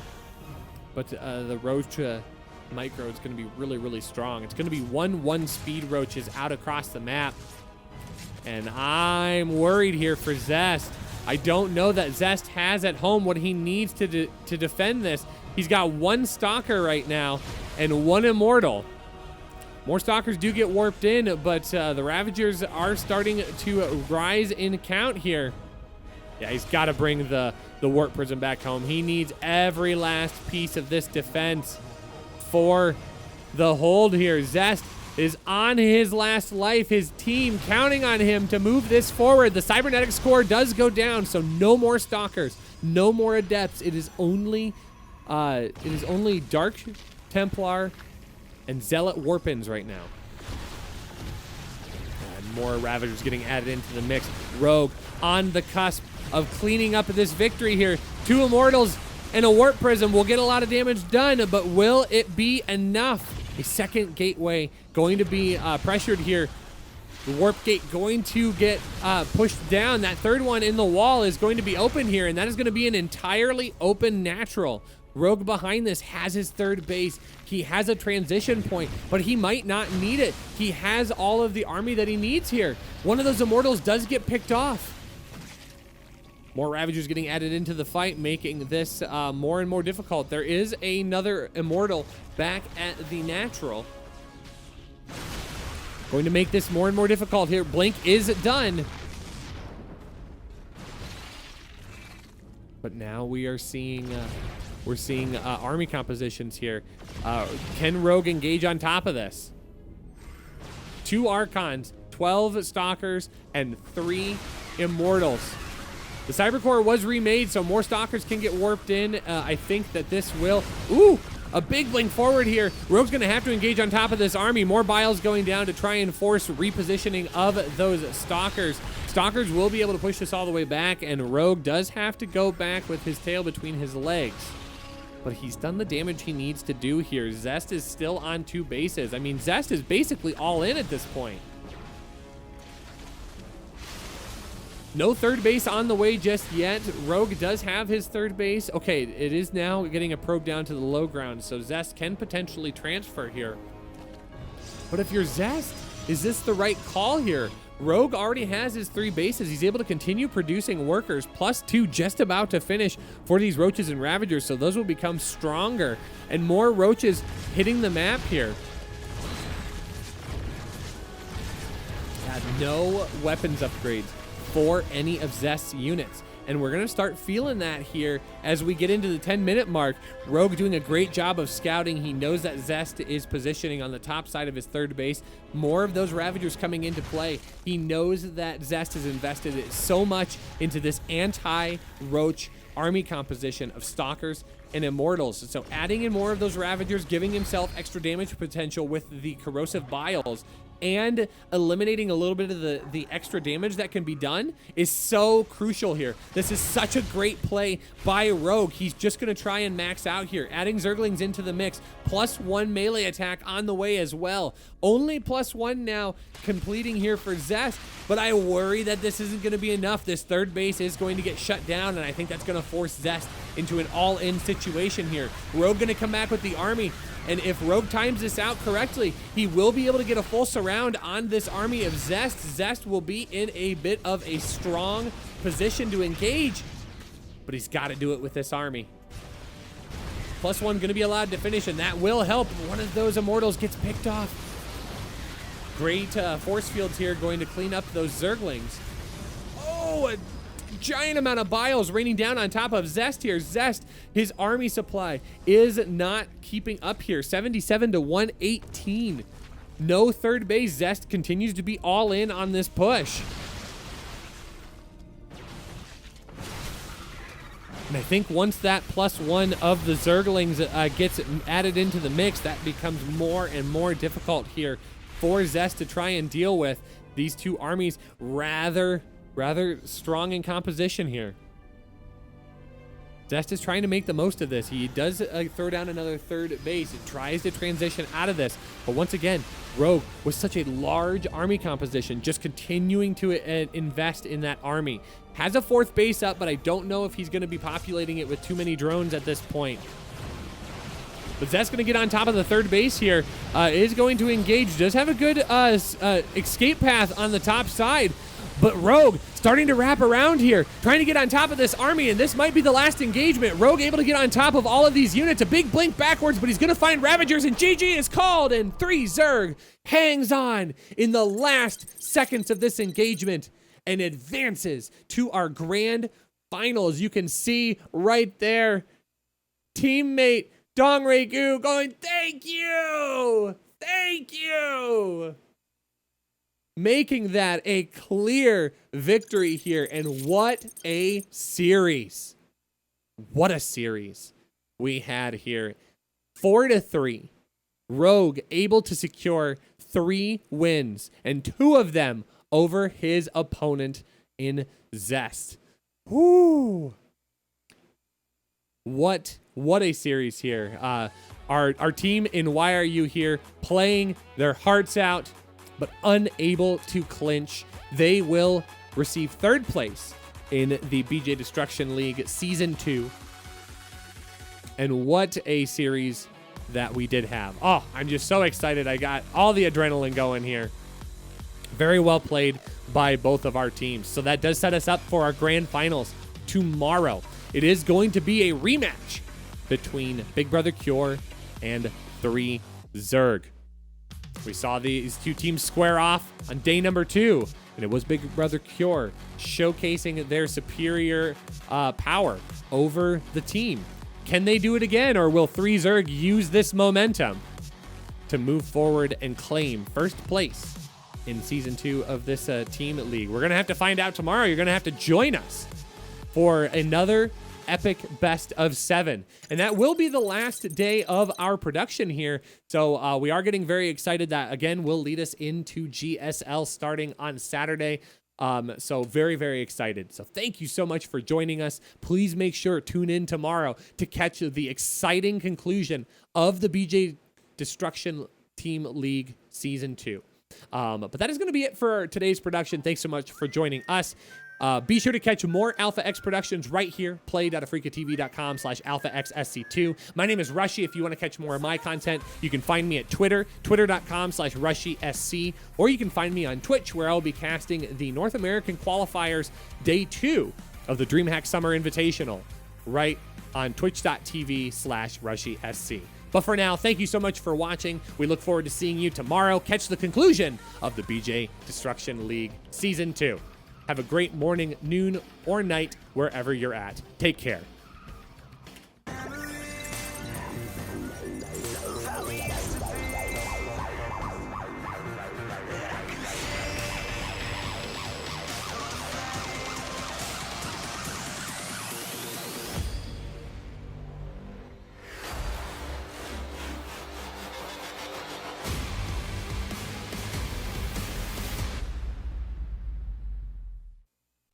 Cheated and I've lied, I've broke down and I've cried, I've got nothing